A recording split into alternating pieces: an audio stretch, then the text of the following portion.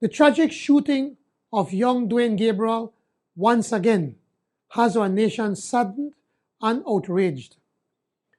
As a Belizean society, we have suffered too much at the hands of gang leaders and their surrogates, who for more than 2 decades have terrorized and plagued our once peaceful communities in Belize City and in the past 10 years, all urban areas across our country.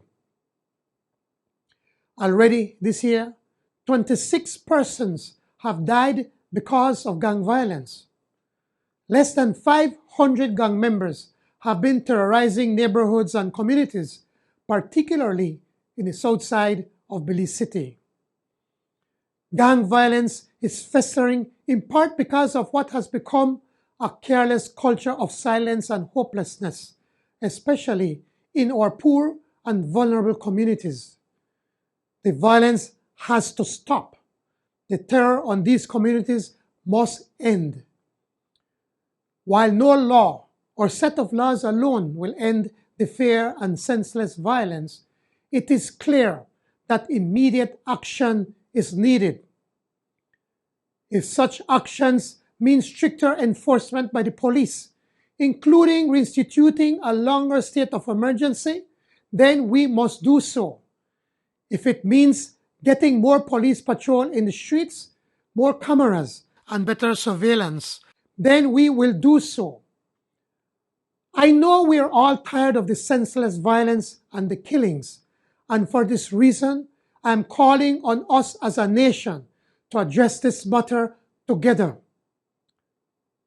Just as it took decades to reach this level of callous anger and violence, it will take us some time to get to a lasting solution, but we can neither give up nor give in. We have to keep working at it as one nation. As a government, we're all in.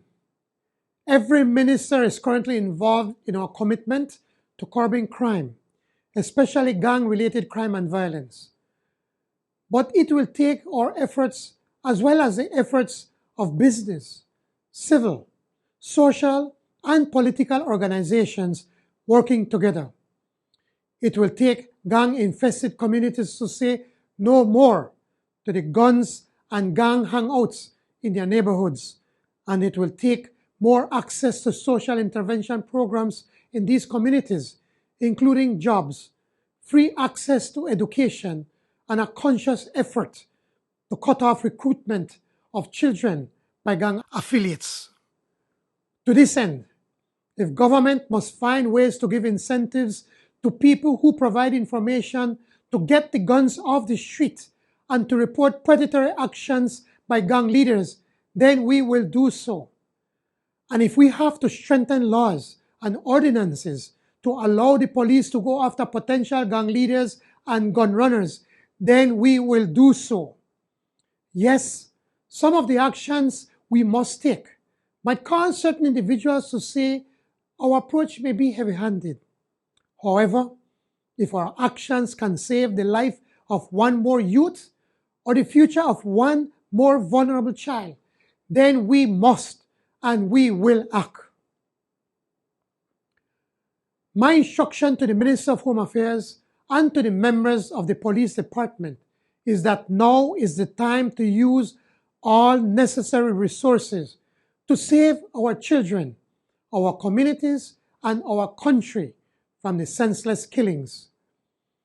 In this regard, I have asked Minister Musa and the Commissioner of Police to provide as much information to the public and to reach out to everyone to join our efforts to combat the crime and violence and to get the gangs off the streets.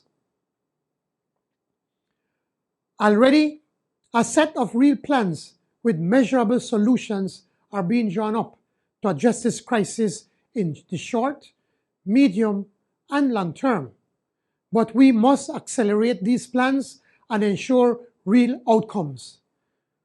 The senseless shooting of young Dwayne Gabriel and the killing of 5 young persons so far this year must be met with the full extent of the law so that those who commit these terrible crimes are brought to justice.